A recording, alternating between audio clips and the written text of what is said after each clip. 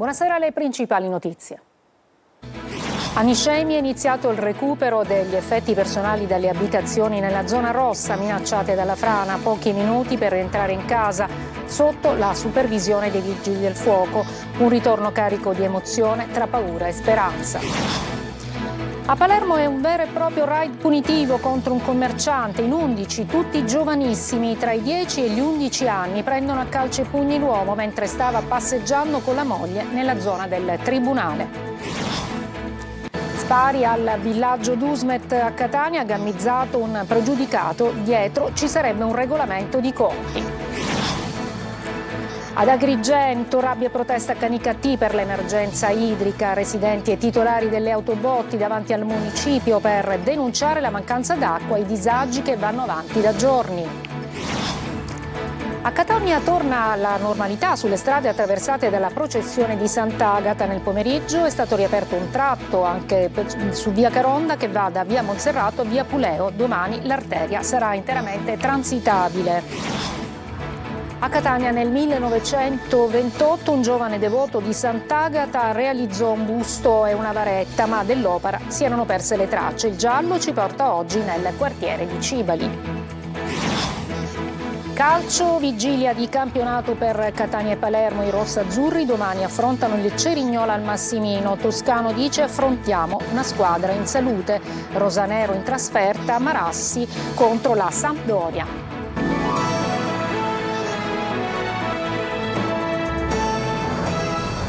Eccoci, buonasera. Dunque a Niscemi sono iniziate le operazioni di recupero degli effetti personali dalle abitazioni minacciate dalla frana. Siamo in zona rossa.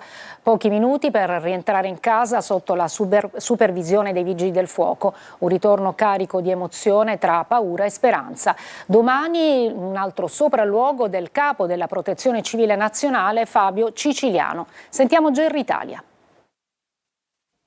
È iniziata nel primo pomeriggio, in un silenzio surreale, l'attività di recupero degli effetti personali e di alcuni oggetti dalle abitazioni che ricadono nella zona rossa di Niscemi, compresa tra i 30 e i 50 metri dal ciglio della frana. Un'area evacuata da oltre 2 settimane, dove oggi per la prima volta i proprietari sono potuti rientrare, seppur per pochi minuti. Gli accessi sono avvenuti a piccoli gruppi sotto l'attento controllo dei vigili del fuoco, tempi strettissimi, percorsi obbligati e massima prudenza, foto, videocassette, documenti e piccoli oggetti personali. Sono questi i primi ricordi che chi è lontano da casa da 15 giorni ha voluto portare via. Grande l'emozione e palpabile la commozione. La trasmissione di fotografie dei miei figli, io signore, e questo del quale io profumo. Indubbiamente le cose che ci serviranno per il prossimo futuro, da qui a 15 giorni a un mese, adesso non so quantificarle, e quelle pergamene delle lauree dei miei figli, che sono costate tanti sacrifici a loro e sono costate tanti sacrifici ai genitori. Foto, le videocassette, tutto quello che è stato il mio passato. Le altre cose, l'abbigliamento, penso che mi sento meno legato a queste cose, ecco, al quotidiano. Quelli sono i ricordi. Il più importante è la foto di mia mamma che è morta a dicembre scorso. Non ho niente, ma una maglietta magari da tenermi, da stringermi. E la vorrei con me, ma meno male che non ha visto tutto, perché una seconda volta non l'avrebbe sopportato. Tutte le operazioni sono state costantemente monitorate attraverso le attrezzature di rilevamento della squadra USAR dei Vigili del Fuoco, specializzata in interventi di soccorso in ambienti instabili e a rischio crollo. Un controllo continuo per garantire la sicurezza di residenti e operatori. Cerchiamo in tutti i modi di dargli una mano, di accompagnarli e di essere assolutamente empatici nei loro confronti. Dopo poche ore la zona rossa è tornata nuovamente a svuotarsi. Le case ripiombano nel silenzio, interrotto soltanto dal passaggio solitario di un gatto lungo le strade deserte. Domani si riprenderà con le operazioni di recupero. Altri cittadini potranno rientrare, rivedere per un attimo la propria casa e salvare almeno una piccola parte di ciò che la frana ha messo in pericolo. Ci spostiamo a Palermo, dove c'è stato un vero e proprio raid punitivo contro un commerciante. In 11, tutti giovanissimi tra i 10 e gli 11 anni, lo hanno preso a calci e pugni mentre passeggiava con la moglie nella zona del tribunale. Sentiamo Marco Gullà. Pugni, calci, un'aggressione violenta. Siamo sempre a Palermo, nei pressi del tribunale. Un commerciante palermitano ieri pomeriggio è stato aggredito da 11 ragazzini tra i 10 e i 9 anni. Lo hanno colpito all'addome con calci, pugni in modo violento, lasciandolo a terra. Luciano Ien, titolare del Museo dei Vecchi Ricordi, stava passeggiando con la moglie quando è stato aggredito senza motivo. Non è la prima volta che questa banda agisce in quella zona. Salgono sulle auto, rompono e danneggiano le auto, sottolinea il commerciante.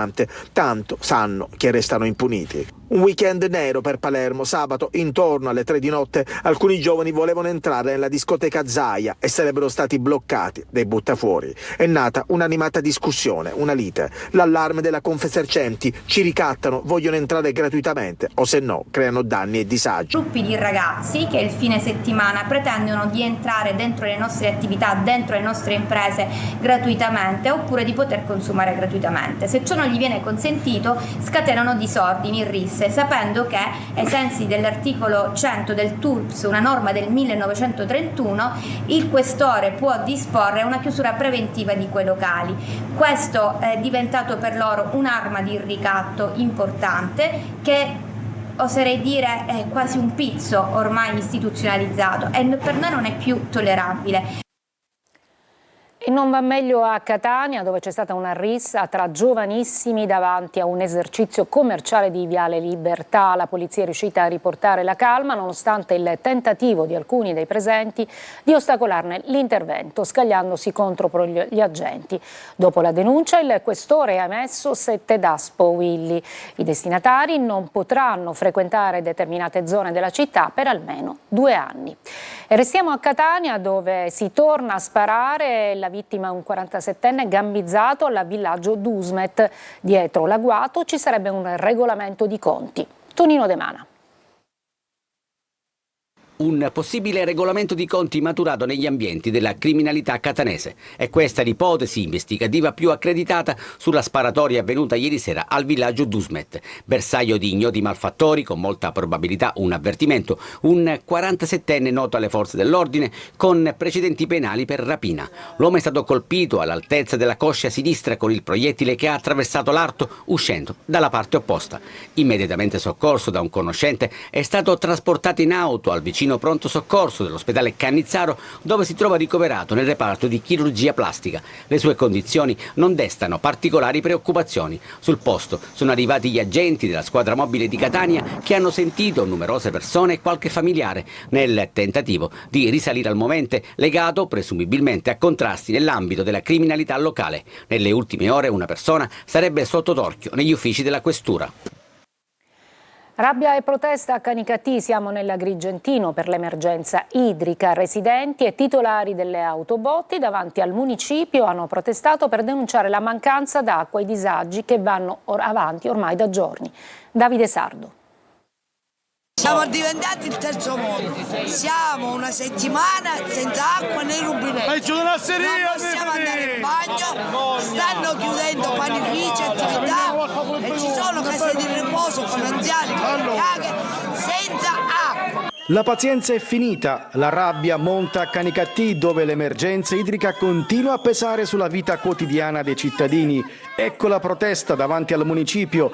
In piazza residenti e operatori del settore per chiedere risposte immediate sotto l'attento controllo delle forze dell'ordine. Da giorni interi quartieri sono senza acqua, con gravi disagi per famiglie e attività commerciali. Una situazione che ha spinto molti cittadini a scendere in strada per far sentire la propria voce. È lei che ci costringe a fare dei contratti che nemmeno loro possono sostenere, perché sono falluti.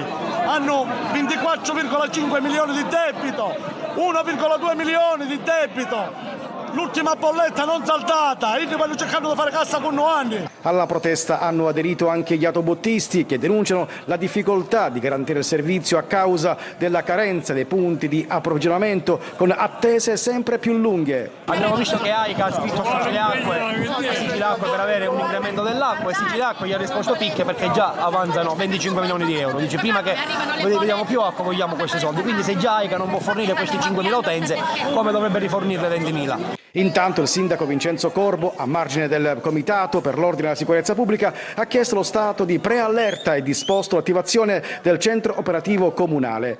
La mobilitazione potrebbe non fermarsi qui. In assenza di soluzioni concrete non si escludono nuove iniziative di protesta nei prossimi giorni. E un trentenne è stato arrestato a Villafranca di Tirrena dai carabinieri della stazione di Messina per maltrattamenti familiari. L'uomo, sotto l'effetto di alcol e droga, aveva aggredito e picchiato i genitori.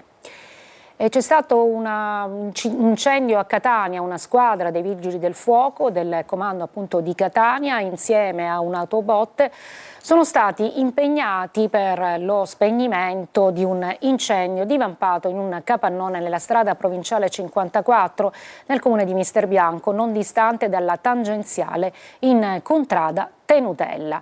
Le fiamme si sono propagate rapidamente e la colonna di fumo è stata visibile dai mezzi in transito sulla tangenziale del centro Sicilia. Il capannone era stato abbandonato e pieno di materiale di risulta. A Catania, passata la festa di Sant'Agata, torna la normalità sulle strade attraversate dalla processione nel pomeriggio. È anche stato riaperto al traffico il tratto di via Caronda che va da via Monserrato a via Puleo. Domani l'apertura sarà interamente transitabile. Adesso ci fermiamo, una breve pausa, poi ci occuperemo della morte di Zichichi, il fisico appunto del centro Ettore Majorana.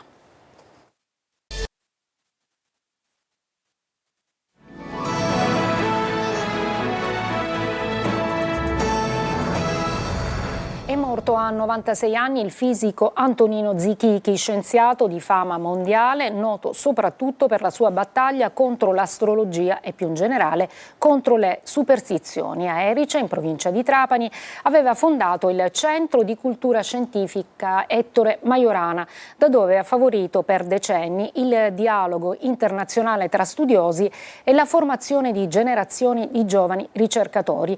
Per la premier Giorgia Meloni, Zichichi ha sempre sostenuto che ragione e fede non sono nemiche, ma alleate. Zichichi ha saputo anche abbinare il suo nome alla Sicilia e al centro Majorana di Erice, ha ricordato così il presidente Schifani, rendendoli un punto di riferimento internazionale per la fisica e per il dialogo tra scienza e cultura. Cambiamo argomento, andiamo a un giallo che è legato appunto alla Sant'Agata, perché per decenni è stato un mistero. Infatti nel 1928 un giovane devoto di Sant'Agata aveva realizzato un busto e una varetta della martire di Catania, ma dell'opera si erano perse le tracce. Il giallo ci porta oggi alla casba di Cibali. Sentiamo Adelaide Barbagallo. Lo sguardo dolce, i particolari curati nei minimi dettagli, una devozione antica per la patrona di Catania, una storia che ci porta indietro nel tempo a quasi 100 anni fa e che solo adesso svela il suo mistero. Questo busto di Sant'Agata assieme alla varetta sono stati realizzati nel 1928 da un ragazzo, si chiamava Giuseppe Musumeci, aveva appena 17 anni, morto poi durante il servizio militare a 20 anni. Ma la morte di Giuseppe che fine ha fatto l'opera d'arte dedicata a Sant'Agata? I primi a tenerla in casa furono i genitori del giovane, che poi la diedero a una zia, alla sorella del papà, ma questa, dovendo traslocare, l'affidò a una famiglia e qui il filo si interrompe. Non sapevamo che fine avesse fatto, fino a quando, ritrovando in maniera roccambolesca una vecchia foto di una processione fatta da piccoli devoti, ha innescato la ricerca. Determinante l'intervento dei ragazzi della Gasba di Cibali. Alessandro, il figlio del signor Musumeci che vive a Treviso, ci ha contattato e da lì abbiamo iniziato una ricerca chiedendo a tutte le persone un po' più grandi del quartiere se si ricordassero di questo fercolo. Tramite varie ricerche siamo riusciti ad arrivare al nome del signor Cardì.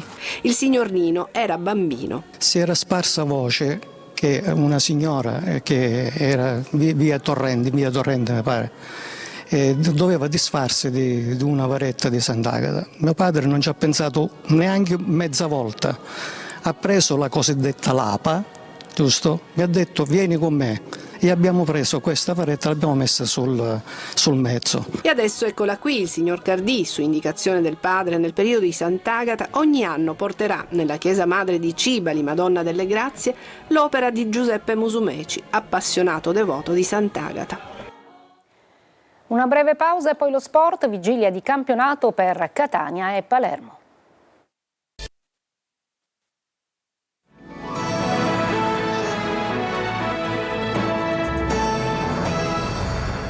Vigilia di campionato per il Catania che domani affronterà al Massimino il Cerignola. Oggi ha parlato Toscano che non avrà Di Tacchio e Miceli, mentre recupera Casasola. Francesco Triolo.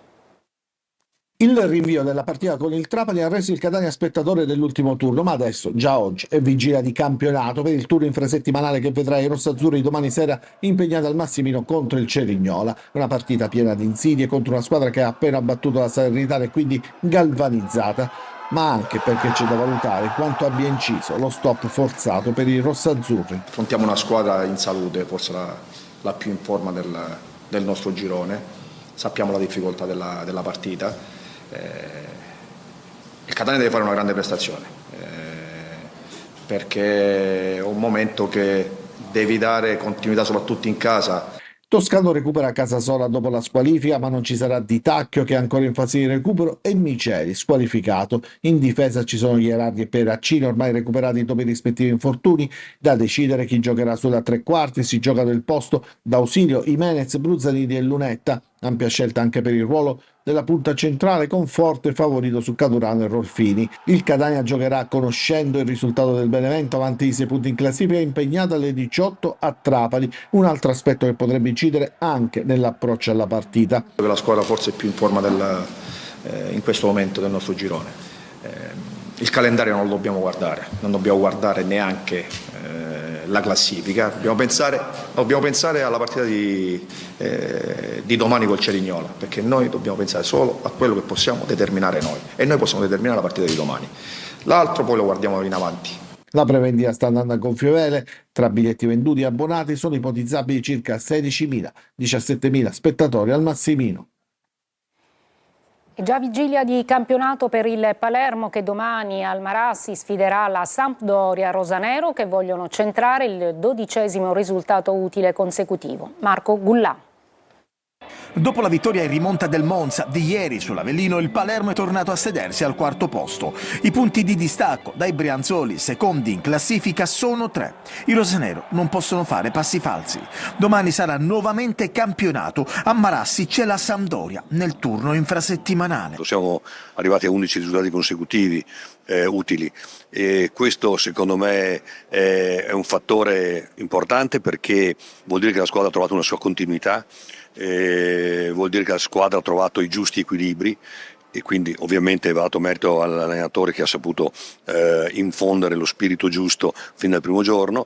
Ripeto, in questi campionati che sono molto difficili, la continuità è fondamentale. Il Palermo di Inzaghi è in striscia positiva da 11 partite, ma domani l'esame è di quelli tosti. La Sampdoria viene dalla vittoria ottenuta a Modena e l'ex Brunori si è pure sbloccato, segnando il suo primo gol in blu cerchiato. Tornerà Palumbo, che sabato ha scontato il turno di squalifica. Dopo la bella prestazione contro l'Empoli, Jonsen potrebbe partire titolare, tutti a supporto di Poyampalo, sempre più re dei marcatori in Serie B. Domani fischio d'inizio alle ore 19. Prima di chiudere un'ultima notizia, alcune persone, tra cui anche dipendenti del Parlamento siciliano, sono finite al pronto soccorso dopo aver pranzato oggi alla buvette dell'Assemblea regionale. Da quanto si è appreso, dopo appunto aver consumato il pasto, hanno accusato dei malori e sono stati soccorsi dal medico di turno appunto che c'era in Palazzo dei Normanni. Nel menù tra i primi piatti c'era appunto una pasta con il tonno e il finocchietto. Io mi fermo qui, grazie per l'attenzione e buona serata.